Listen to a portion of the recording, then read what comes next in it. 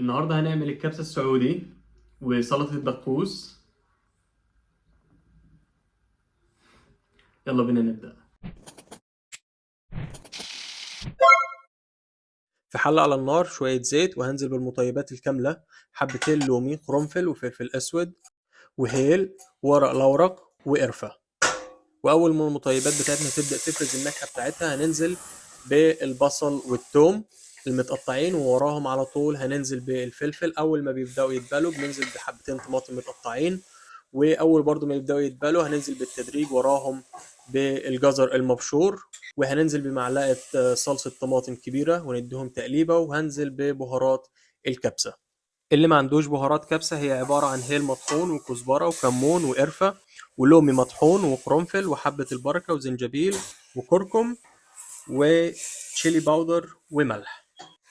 وبعد كده هننزل بالفراخ بتاعتنا، نديها تقليبة في الخلطة ونغمرها بالمية المغلية ونملح ونسيبها على نار متوسطة لمدة 40 دقيقة.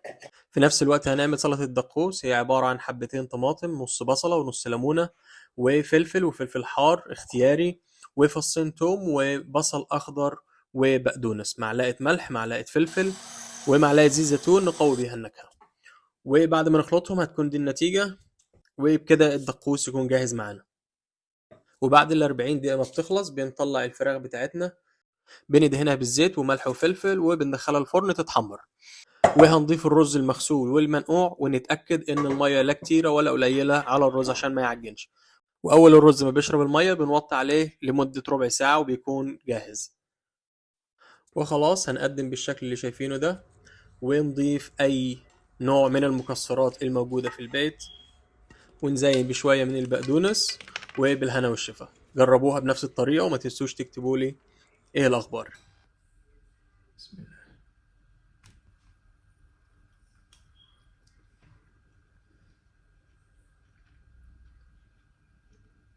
والله خطيرة يا بابا يا بابا.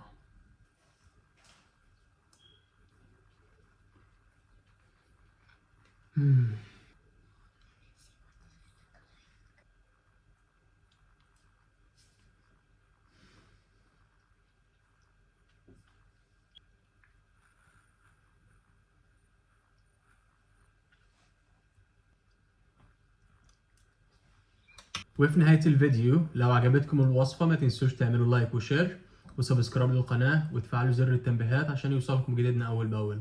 والسلام عليكم ورحمة الله.